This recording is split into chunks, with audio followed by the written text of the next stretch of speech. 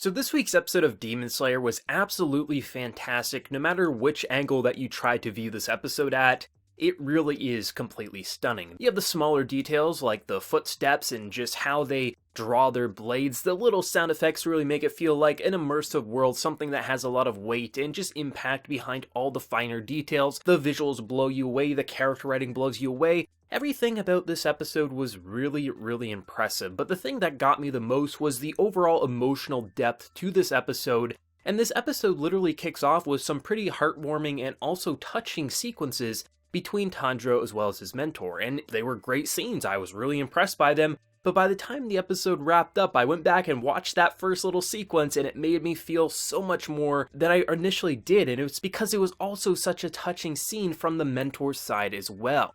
You learn in this episode that he's lost a lot of students. This final selection is not an easy task. It survives 7 days with no protections, where demons will try to hunt you down for food, and if you can survive 7 days, you'll be able to join the Corps. And I actually thought this was a pretty terrifying test, to say the least, but when you see that hug sequence between Tanjiro and his mentor, it's a really touching sequence because we have a main character who started off with probably the worst hand someone could be dealt. His entire family massacred, his only living family is now a demon. Can he get strong enough to protect his sister? And everything was pointing to no, he wasn't strong. He was like almost, you could say, a coward when it came to killing demons, and he was able to slice through the toughest piece of stone on that mountain, a task that was given to him thinking he wouldn't be able to do it. And that sequence of him being acknowledged as someone who's strong, knowing that he might be able to actually protect his sister, it's such a touching sequence, but it's even more touching when you realize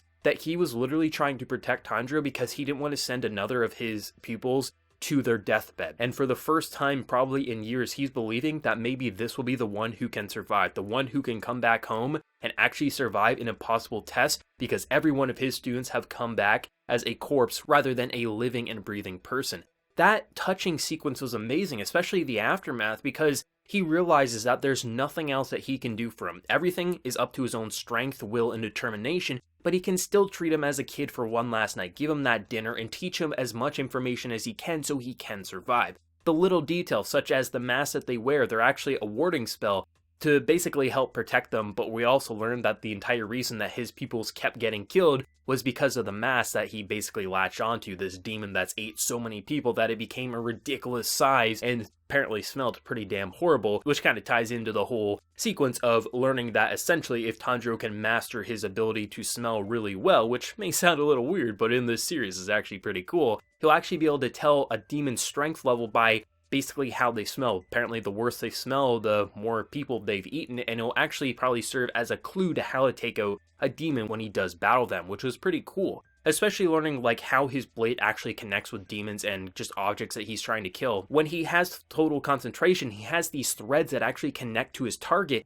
and it's really interesting seeing how it kind of connects to either the rocks or the demons that he's attacking, and it gives you a really clear visual representation of what he's actually doing, because a lot of this animation is so fast we can't even keep up with what's actually happening, so it'd be easy to think that there's no thought going into the action, but clearly these threads that are connecting to his total concentration really explain what's truly going on and how he was able to slice through that mask last week without actually touching the face of the person that he was attacking. And my favorite part of the entire emotional sequence was when Tanjiro names off 2 of his students who were dead, the ghosts that were essentially training Tanjiro in the forest, and he's like, how could you possibly know the names of 2 of my dead students? And when Tanjiro learns in the episode that essentially the people that he was training with that allowed him to basically master his strength and cut through an impossible boulder, he learns that essentially they were dead all along. And I love the emotional sequence, because if you get too emotional, you will fail, you will lose. You need to keep total concentration, your breathing under check, so you can essentially be able to use your power to its full potential. And I love that sequence because this demon is a bastard. He is toying with him because this man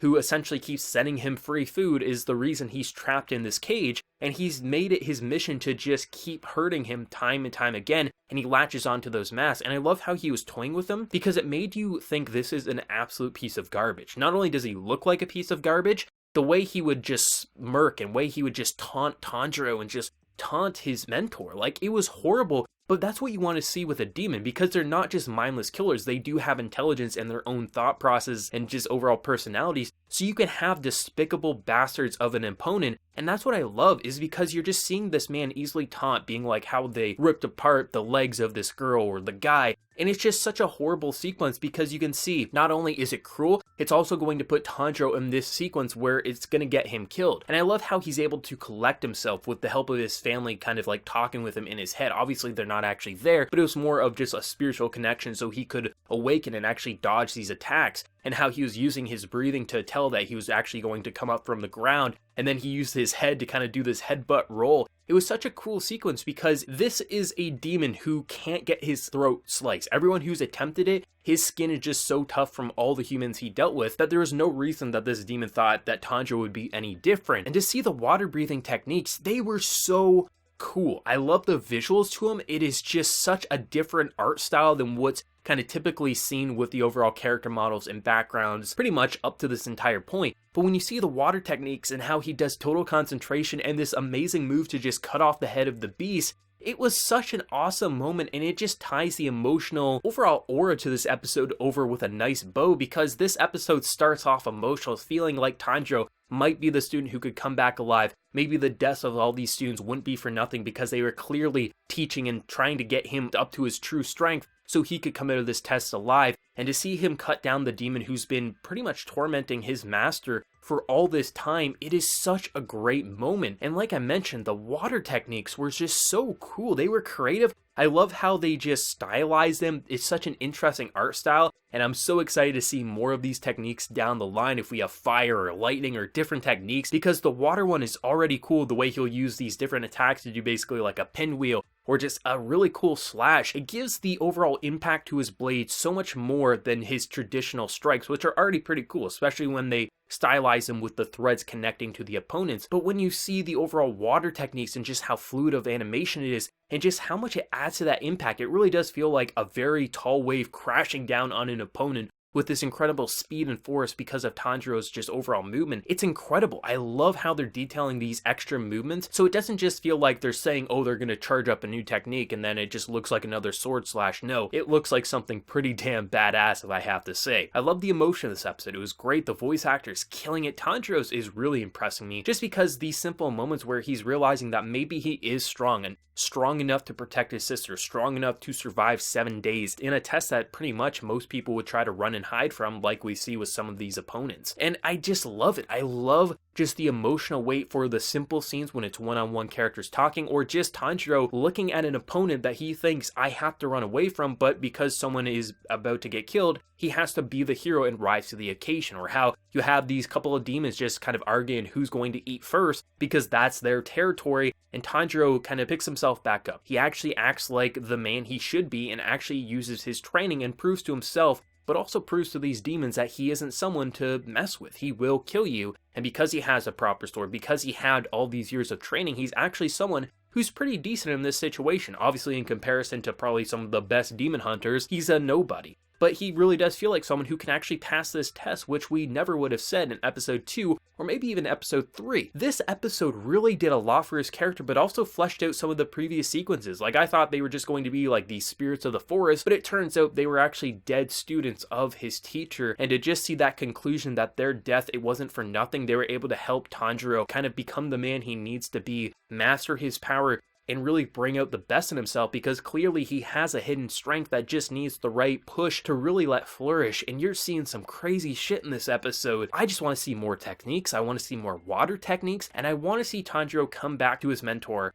and make him just have peace of mind that his student, for the first time, didn't get killed by this demon. Give a conclusion to everything, because he absolutely deserves it. I thought it was a very touching, almost father and son-like sequence, and to see what Tanjiro was able to do at the end of the episode with the music, which was so disturbing and creepy, but also a little badass and almost inspiring. It was such a great episode. Really fantastic in every way that you view it. And I love just how disturbing some of these characters can be. You'll just look at them at a first glance and you think, Tanjiro, you might want to turn around and just run and hide, like the people announcing basically that they're going to have to live in this forest for about 7 days. These characters are creepy, but I like how Tanjiro kind of tackles it head on, because he has something to work for. he wants to save his sister, and I think that is the determination that keeps him going. And you're learning that the more demons eat, the stronger they become, so probably the reason his sister is passed out is because she hasn't eaten and her energy levels are probably completely down and she can't wake up until she eats, which will be a pretty interesting dilemma if that is the case, because she'll have to eat something. Will it be a dead animal, a dead body? I don't know, but that's going to be very exciting to see where it's going to go in the future. I think Tanjiro's test is just amazing. I mean, I love the time skip we had with last week in terms of his training, but this is the type of training you want to see the content. You want to see him struggle, save people, push himself to his absolute breaking limit so he can survive. I mean, I'm sure we won't watch all of the 7 days. Maybe we'll have 1 or 2 more days before we kind of finish up the test, but I hope we get something really interesting next week with this kind of 7-day survival to see where it's going to go, because this was an incredible episode, and so far this arc in terms of his training is absolutely spectacular. For everyone who watched this week's episode of Demon Slayer, did you love it as much as myself, or was there something a little lackluster for you? Let me know down in that comment section below, and if you did like the video, be sure to drop a like and hit that subscribe button if you happen to be new around here. So until next time everyone, please take care and have a good one.